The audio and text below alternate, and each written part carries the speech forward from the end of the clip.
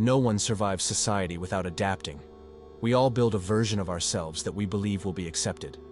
That version isn't necessarily dishonest, but it is strategic. It's a tool for survival. And like any tool, it's imperfect. Masks slip. They crack. And when they do, something revealing happens. The truth comes out. Not in dramatic speeches or obvious confessions, but in discomfort, in tension, in the subtle ways people react when their script falters. Watch someone closely. Pay attention to what makes them nervous, where they shift in their seat, what subjects they avoid. That's not just awkwardness.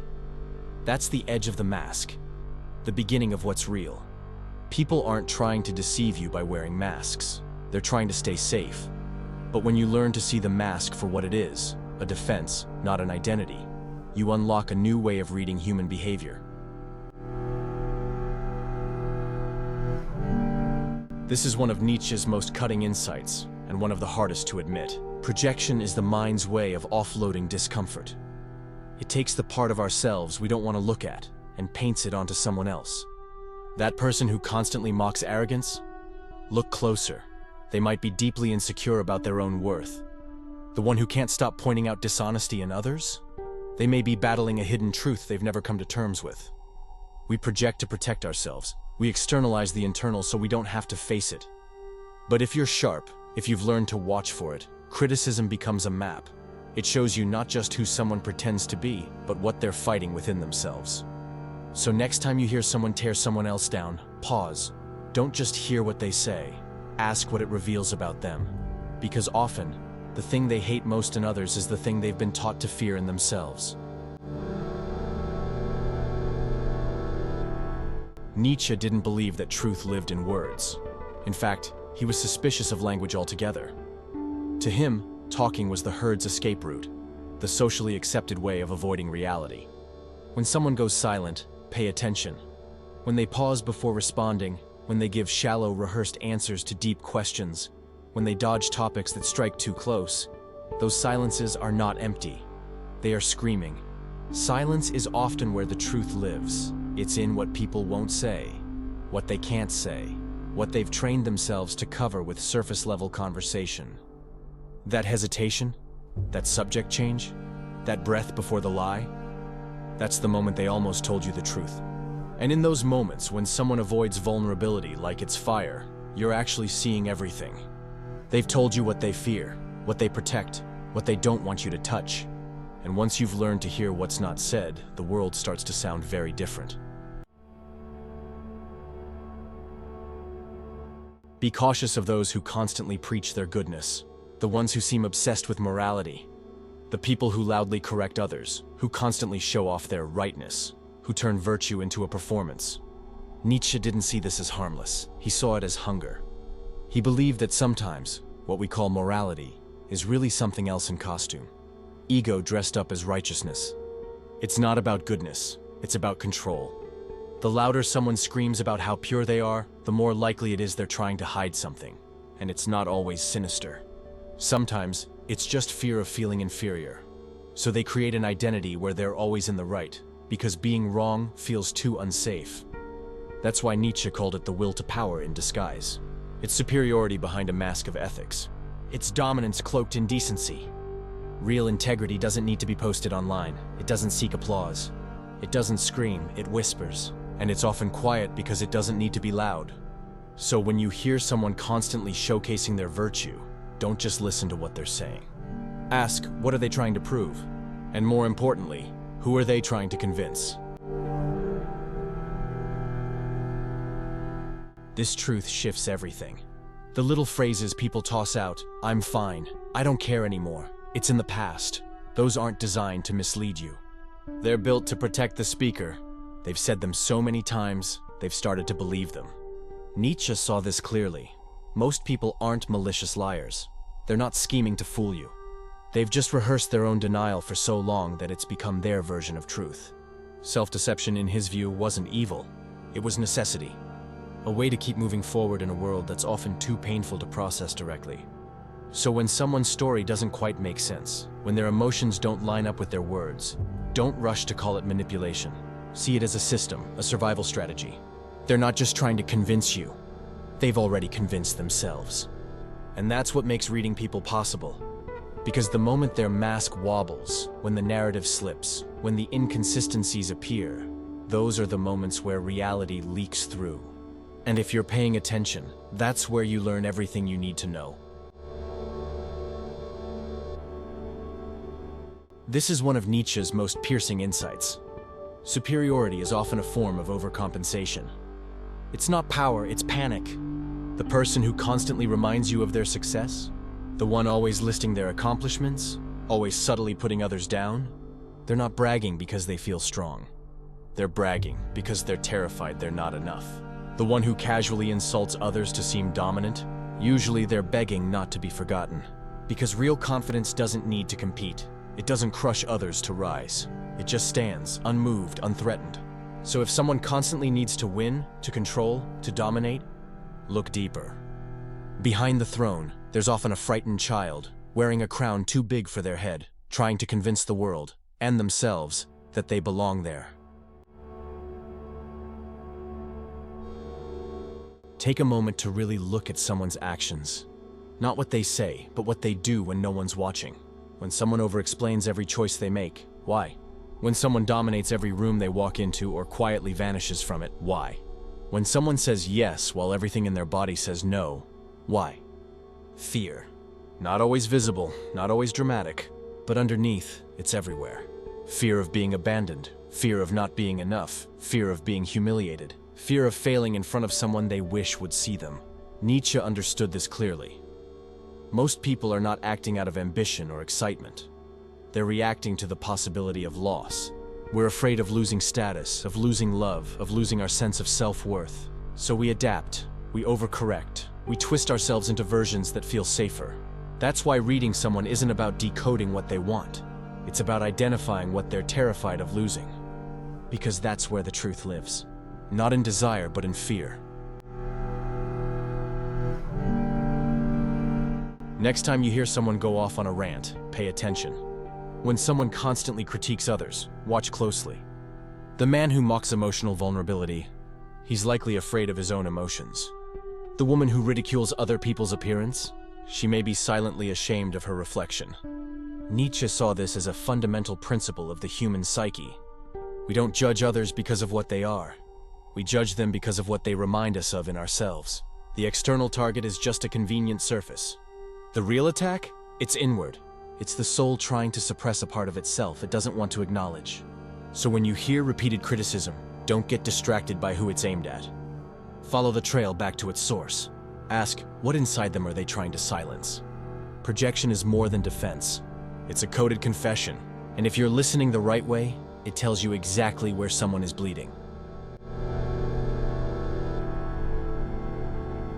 You've seen this before. The person who always has the answer. Who never hesitates. Who seems entirely immune to self-doubt. But sit with them long enough, and something starts to show. Tension in the jaw. Over-prepared responses. A defensiveness that bubbles up when things go slightly off track. Nietzsche saw this in the most powerful figures. Leaders, philosophers, moral authorities. People who projected certainty as a shield. He believed that confidence can be a performance. Not because they feel strong, but because they're desperate not to be seen for what they're hiding. What are they trying to cover? Maybe it's guilt. Maybe it's a version of themselves they're ashamed of. Maybe it's the fear that if they stop performing, someone will see the fracture underneath. And that's the paradox. True peace doesn't need to declare itself. It doesn't have to win every conversation. It doesn't need applause. So when someone seems unshakably confident, don't automatically feel intimidated. Instead, get curious. What aren't they saying? Because sometimes, the strongest performance is just a sophisticated way to hide the deepest wound. This one is easy to miss, until you know what to look for. And once you do, you can't stop seeing it. The person who loudly says, "I don't care what anyone thinks," they usually care deeply. The one who insists, "I'm always happy," often they're not even close. Exaggeration is not just about drama, it's about fear. It's a strategy. The louder someone speaks in absolutes, the more likely it is they're battling uncertainty inside. Nietzsche believed that extreme positions, moral, emotional, or personal, are often signs of imbalance, not conviction. When someone's views sound too perfect, too rigid, too rehearsed, that's not confidence. That's overcompensation. Exaggeration is the voice of the ego, trying to drown out the whisper of doubt. The stronger the language, the more fragile the foundation. So when you hear someone making bold, sweeping statements, don't get caught up in the content. Ask, what insecurity are they trying to smother? Because exaggeration isn't just noise. It's the desperate attempt to silence something deeper. Everyone craves some control. Structure, routine, stability. We all need those things to feel safe. But there's a difference between healthy control and obsession. When someone needs to micromanage every detail, when they panic at the thought of change, when they dominate conversations, plans, or people, it's not because they're confident. It's because something inside them feels dangerously unstable. Nietzsche believed that internal disorder creates external rigidity. When your inner world is spinning, you try to lock down the outer world, to stop yourself from unraveling.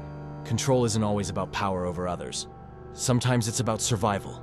It's the unconscious belief, if I don't control this, I'll lose myself. So when you meet someone who always has to be in charge, who can't delegate, who tightens their grip when things feel uncertain, don't mistake that for strength. It's fear in disguise. They're not trying to rule the world. They're just trying to stop it from falling apart. Look around, especially online. The curated images, the carefully crafted captions, the endless chase for views, likes, validation. At first glance, it might look like confidence, expression, branding. But Nietzsche didn't see it that way. He saw it as desperation. When someone is constantly performing, constantly showing off, constantly demanding to be seen, it's usually because they don't believe they'd be loved without the performance. So they create noise, drama, persona, not to express themselves, but to distract you from what they feel is missing. The more someone feels unseen, the more they seek attention. The more they feel hollow, the more they build glittering shells around themselves. But no amount of applause can fill a void they refuse to face. So the next time someone's life looks like a spectacle, remember, this isn't about power, it's about need. Real wholeness doesn't need an audience. And when someone truly knows who they are, they don't have to keep proving it to the world. We like to think people are logical, that they build arguments from facts, that their beliefs come from evidence. But Nietzsche challenged that idea. He believed that most opinions aren't born from clarity, they're born from hurt. When someone says, "I don't believe in love, it's just a fantasy," they're not making an objective claim. They're guarding a wound. Maybe they loved once and were shattered. Maybe they never felt loved at all. Either way, their disbelief isn't rooted in logic, it's built on pain. People form beliefs around what broke them. Then, later, they use logic to defend those beliefs, to make them look neat, rational, acceptable. So if you really want to understand where someone's coming from, stop asking what they believe. Ask what happened to them. What moment made them shut down? What experience taught them to stop trusting? This shifts everything. Suddenly, their strong opinions don't feel like attacks. They feel like shields. Their arguments aren't challenges to your intelligence. They're walls protecting something fragile. And when you realize that, you stop reacting. You start seeing clearly. If you want to see someone's character, don't look at how they treat the powerful. Look at how they treat the vulnerable. Nietzsche believed that true strength doesn't come from overpowering others. It comes from restraint, from the ability to hold space for someone else's pain without having to run from it or control it. When someone mocks others for being soft or emotional, it usually means they're afraid of those same parts in themselves. When they punish people for making mistakes, it's often because they were never allowed to make any. When they always win, but leave others wounded in the process, they're still locked in a war with their own past. But then there are those rare people, the ones who can witness sadness without needing to fix it, who can sit in the discomfort of another's vulnerability without flinching, who can forgive what they had every right to condemn. Those people aren't weak. They've just already fought the war inside and won. So if you want to read someone, give them a moment where kindness is an option, not a requirement. What they choose in that moment will show you exactly who they are, not who they pretend to be. You've seen this before. The person who has to be seen, noticed, remembered. Every room they walk into becomes a stage. Every story they tell demands a spotlight. Every outfit, every caption, every movement screams, "Notice me." At first, it can look like confidence, but Nietzsche saw something else. He saw fear. Not fear of being disliked, but fear of being invisible, of passing through life without ever truly being seen. It often starts in childhood. The ignored child becomes the adult who overperforms. Not because they crave admiration, but because silence became unbearable. They weren't nurtured, so now they need applause. They weren't validated, so now they seek it, loudly, constantly, even desperately. But here's the key. They're not asking for love directly. They're asking through performance, through chaos, through intensity. Don't look away, they're saying. Prove I exist. So the next time someone feels like too much, don't immediately roll your eyes. Ask what they're afraid will happen if they're not enough. Because sometimes attention isn't vanity. It's a cry from someone who's still waiting to be seen. This one's hard to accept, because it feels so personal when it happens. But Nietzsche saw it clearly. We don't always attack people because we hate them. Sometimes we attack because they remind us of what we gave up on in ourselves. The confident one, the joyful one, the person who walks freely in their truth. They become the target, not because they did anything wrong, but because their presence stirs something in us. A buried longing, a silent shame. Criticism is easier than admiration.